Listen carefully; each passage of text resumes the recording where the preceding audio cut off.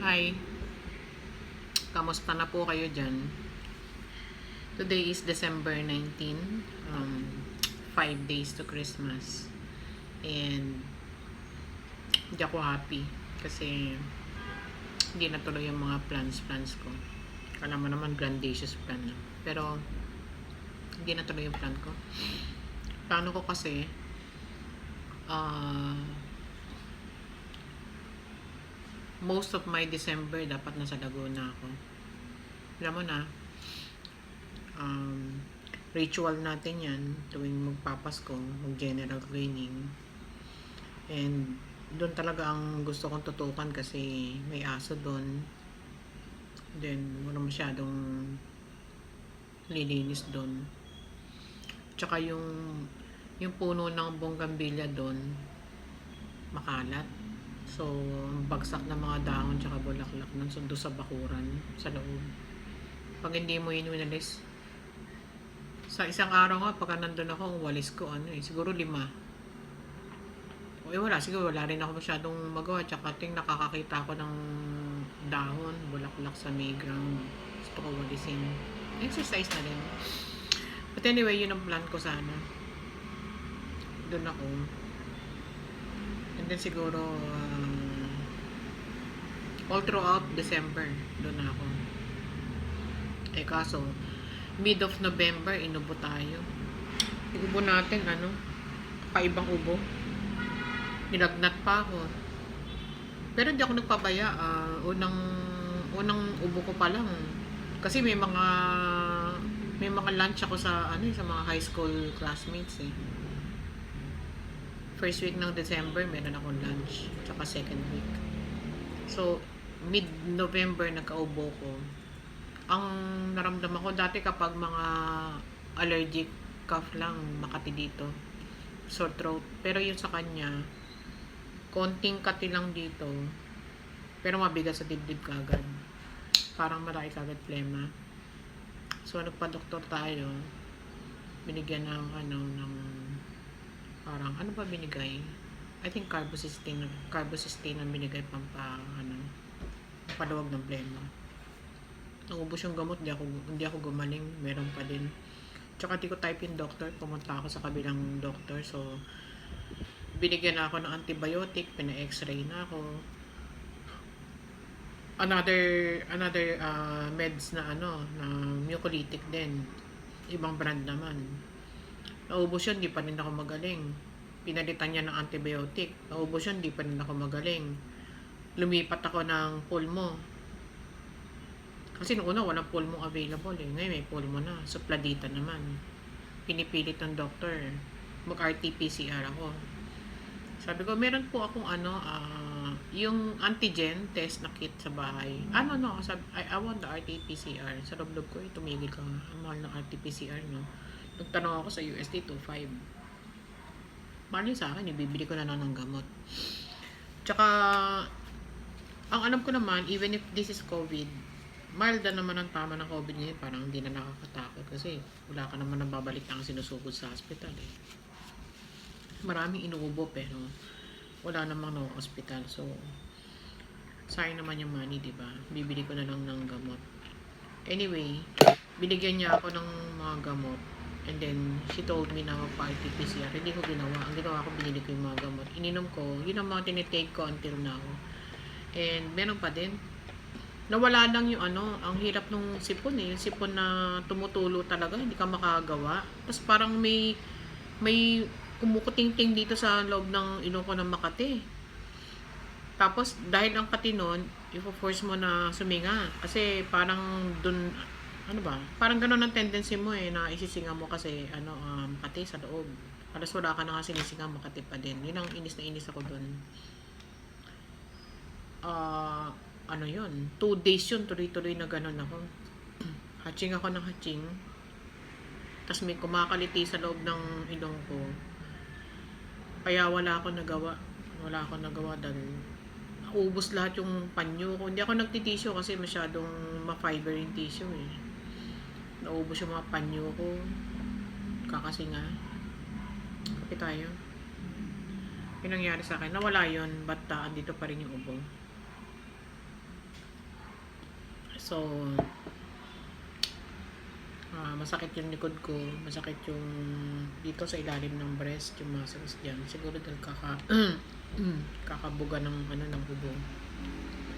And then I started yung magsuob kasi ano daw ng plema yun, nakakaluwag. True naman kasi after ko magsuob, nubo ko ng ubo kanina. Nilabas ko dun pero konti lang yung lumalabas masyado madikit sa loob.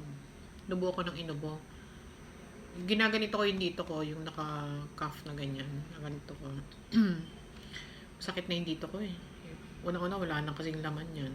Ano na yung medyo payat tayo ngayon Wala tayong taba dyan kaya pag ginaganon mo, sakit. Maliit lang yung nagaganon ko. Pero sa likod sana, okay sana. Parang massage na rin ang dating niya. Kaya lang, walang magaganon, di ko abot. So, yun ang kwento ng ubo ko.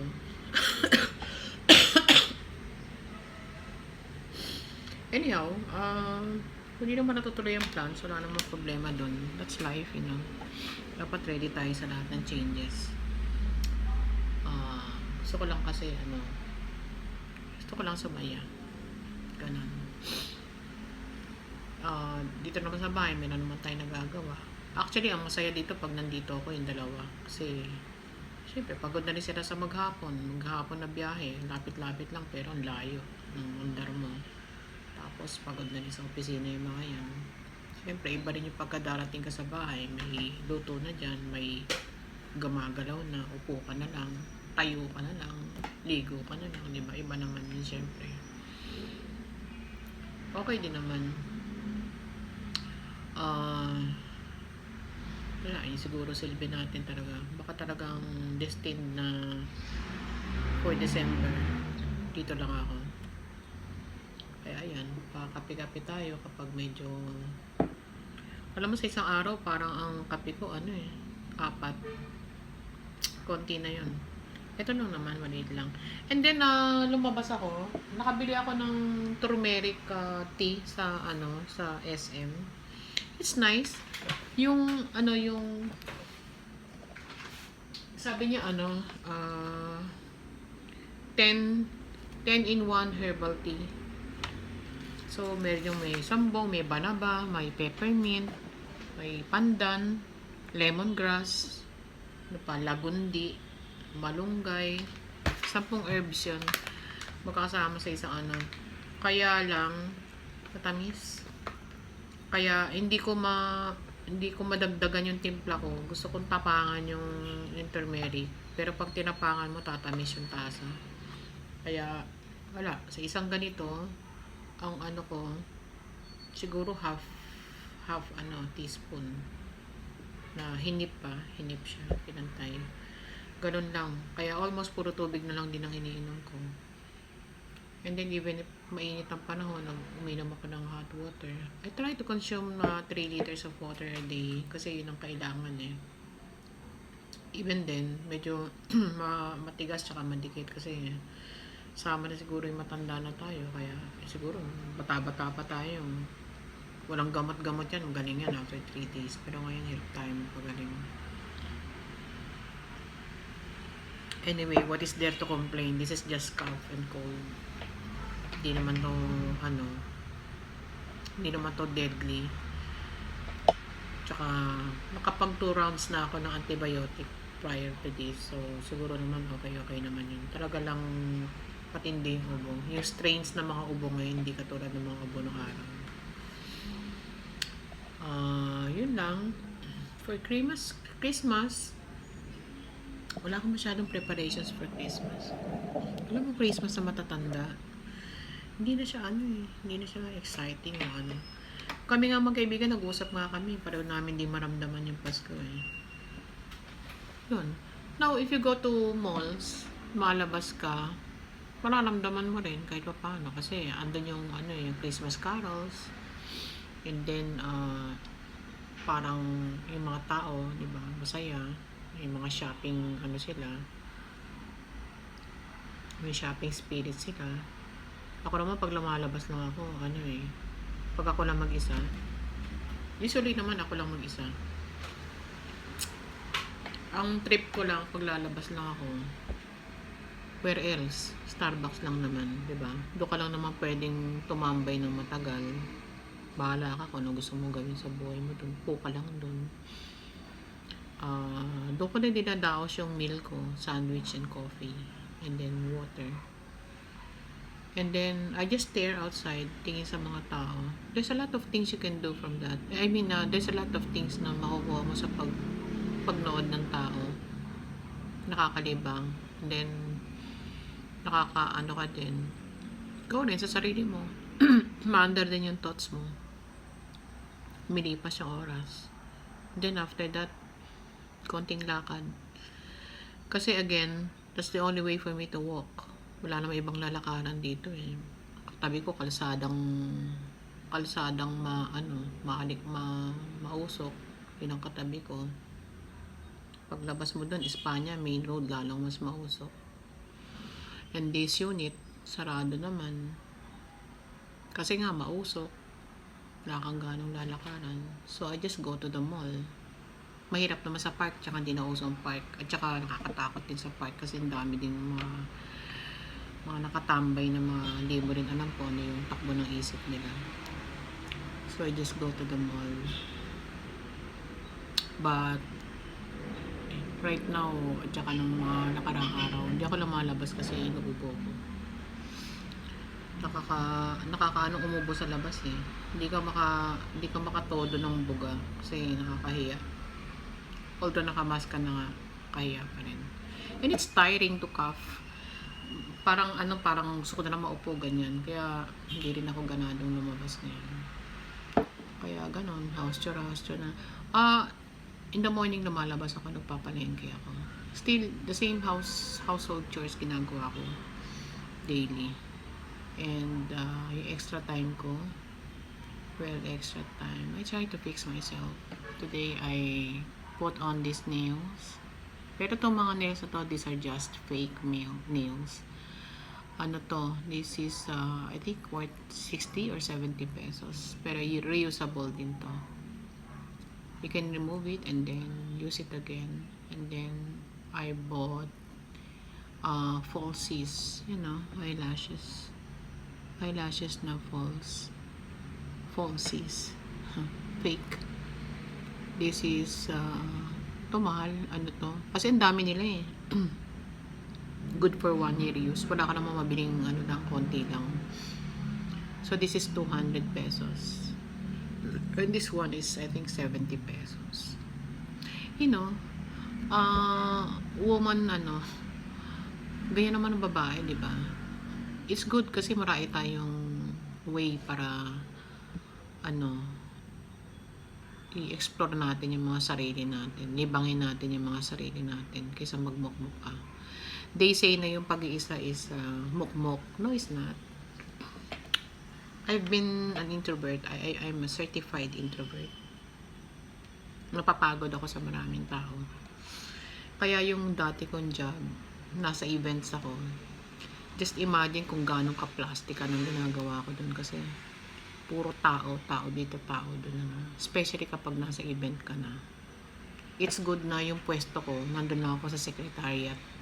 And then anybody who wants to see me, pupuntahan lang ako dun. Tapos lalabas na lang ako dun kapag yung mga guest tsaka yung boss ko andun na. Other than that, hindi ako lumalabas. Andun lang ako answering emails. Usually naman nakaabang lang ako kung ano yung mga iuutos sa akin. Ganun. Pero everything can be done while sitting kasi yung mga waiters, inaano mo na lang sila. Puro please. Kaya sa trabaho, alam mo, dapat mo i-close yung mga nauutusan mo. Hindi ko naman sinabing huwag ka makipag-close sa mga ka-level mong peer, pero hindi mo mauutusan yung mga yan. Sometimes, ibabaka ka pa niyan. Backfight ka pa niyan. Ang i-close mo yung guard, yung janitor, yung mga waiters. Kasi sila, proud silang maging close sa'yo dahil, pinapansin mo sila, di ba? Hindi naman nila alam kung ano ka naman, di ba? Kasi porket alam nila, taga-opisina ka, nakaayos ka, kala din nila boss ka. So, parang proud sila na pinapansin mo sila, inuutusan mo sila, nagpi-please ka sa kanila. Ganon. And it helps me a lot. Kasi tumatakbo yung ano ko. Basta may sinabi ako, may pinaki ako, tatakbo yan, babalik sa akin yan, just in time. Kaya, ako, mula nung nagtrabaho ako, I'm lucky enough na stand alone yung trabaho ko. Wait. I belong to a department, pero iba yung ginagawa ko. Admin side ako. So, hindi sila yung masyado kong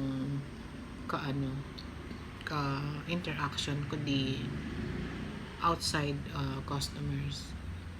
By phone lang, mga ganun. And then later on, mas nawala ako sa department, napunta ako sa mas maliit na section. And lalong mas walang tao doon, and mas lalong happy ang buhay ko. I'm used to being alone, and para sa ibang mga extrovert, parang tingin nila kawawa. May kawawa naman yun, nagmumukmuk naman. Ano kaya ginagawa niya? Mag-isa lang siya doon. It's none of your business. Iba-iba naman ang tao. Tsaka, there's always a way to make yourself happy. Actually, ang between extrovert at saka introvert, mas hindi magsusurvive ang extrovert. Hindi niya yung pandemic, sus, Mariosep, kawawa yung mga yan, malaloka yung mga yan. Hindi nila kaya na walang kaganunan. Pero tayo, boy, ako, dami kong, I guess makaka-relate sa akin lahat ng introvert, no? May mga tao rin namang gitna ng introvert at extrovert na maano sila sa labas, tapos gusto rin na mag-isa from time to time.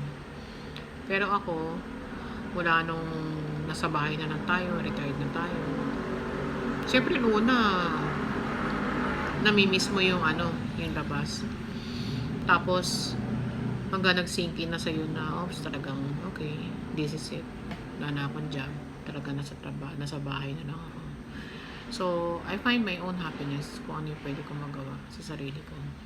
Without having to, go out. Kasi una-una yung mga ko, matatanda na din. Mapagod na din yung mga katawan. So, usap-usap lang, text, ganyan. And then, once in a while, you go out together. Yan. Yung iba doon may mga chappy doon pag lumalabas kasi mga na-stroke na, iba na-stroke na may naapektuhan sa sa memory nila, kaya kailangan pa rin nila ng kasama. Iba naman na stroke na yung affected naman yung nila, motor nila, kaya kailangan din may alalay. Maswerte pa tayo, hindi tayo dumating sa ganung kasakit tayo na malala, pero somehow kaya pa naman lumakad. Though there are times na wala rin akong confidence maglakad mag-isa. There are times na pangit din yung pakiramdam ko, but I have to go through it. So, niisip ko na tuloy ba ako, hindi. Ganyan. Tansyahin ko yung sarili ko. And then kapag tansya ko, okay ako, okay, fine. And it's really good na may mga Grab ngayon kasi you get to travel very fast. Point to point, andun ka. And then after mong kita-kita dun, get the Grab again. Uwi ka na naman, diretso lang. Pahinga ka, ganun lang. Nakaraos ka. Wala ako masyadong plans na magluto sa Pasko.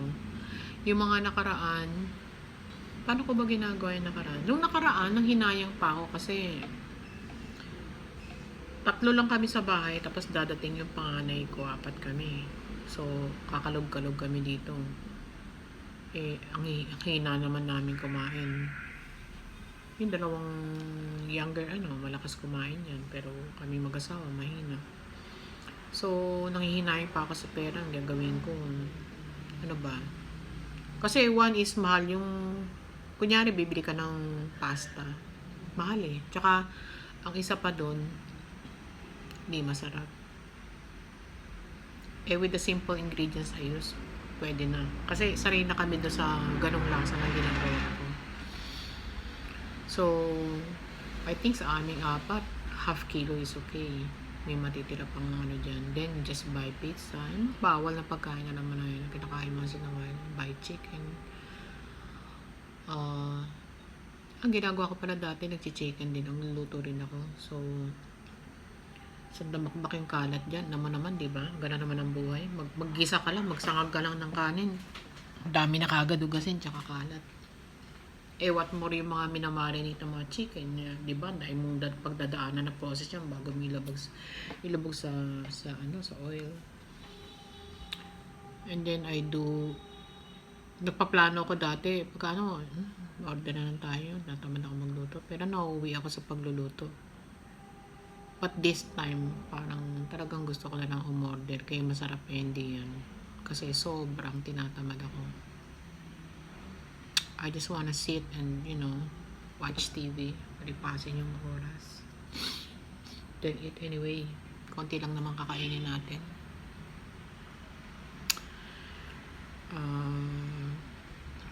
Ganun lang. It's the end of 2023.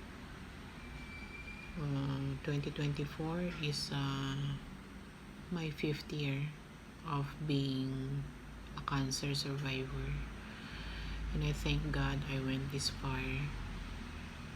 Sabi nila kapag nabuhay ka pa, may purpose ka pa daw. I don't know, hindi ko makita yung purpose ko minsan. Maybe para na sa mga anak ko, they have a mom. Iba rin kasi yung may mom iba yung nanay sa tatay. But for me, parang wala kasi most of the time feel ko nag-iisa ako. Yung mga kasama mo nandyan lang, kasama mo lang physically, alis, dadating. On weekends magkakasama kayo pero magkakahiwalay din kayo. And ang palagi ko talagang kasama yung lutuan, yung labahan, yun ang palagi kong kasama, pero yung taong nagsasalita wala. So sabi masarap mabuhay, pero minsan nakakaranas tayo ng sadness tsaka pagkainip. Though we try to alisin sa isip natin, and who am I to complain, diba? Maayos atong kalagayan ko kumpara sa iba. Anyway guys, you know what, meron akong YouTube channel. YouTube channel. I made a YouTube channel, but I won't tell you what it is. I won't even ask you to subscribe or see it, pero yung comments hindi naka-turn off. So anybody who can see it can bash me. I hope not. I made this channel not for money purposes or anything. I made this because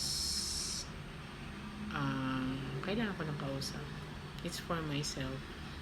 Dati nagda-diary tayo. Dati nung bata pa tayo, nangawala na yung mga notebook na yan. And then I switched to the computer, type, ganyan, mga nararamdaman mo. Mabagal na tayo mag-type. Mali-mali pa, diba? Paulit-ulit. So maganda na lang yung spontaneous na speaking. So I made several videos about what I feel, my thoughts, para siyang diary. And hindi pa ako ganun ka-outspoken nun kasi nag-iingat pa ako sa mga iba ko sinasabi. Still, it's a way to unload myself. So pinost ko, gumawa ko ng YouTube channel, and then pinost ko dun. Ang hirap palang gumawa ng content, but siguro para sa mga legit na lang yun, vloggers. Para sa isang katulad ko na naghahanap na ng kausap at saka mapapaglibangan, hindi ko na kailangan ng content ko. Kung ano lang dumaan sa isip ko, kung lumabas sa paulit-ulit yan, hindi pasensya. Kaya nga hindi ko kayo, di ba? hindi ko kayo ini-involve dun. Ako na lang yun. Minsan, babalikan ko siya.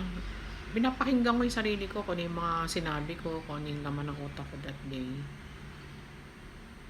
Yun lang. Kaya, try nyo din pagka wala rin kayong kausap. Kasi, nakaka-unload din talaga siya ng ano, kung ano man yung mga iniisip mo. Nakaka-unload siya. Parang siyang practice, ganyan. So, there. That's my thing for today. I hope you are all well. Sana hindi kayo inuubo kapares ko, and Merry Christmas to all of us. Siguro ang next na video ko will be before New Year naman. Bye for now.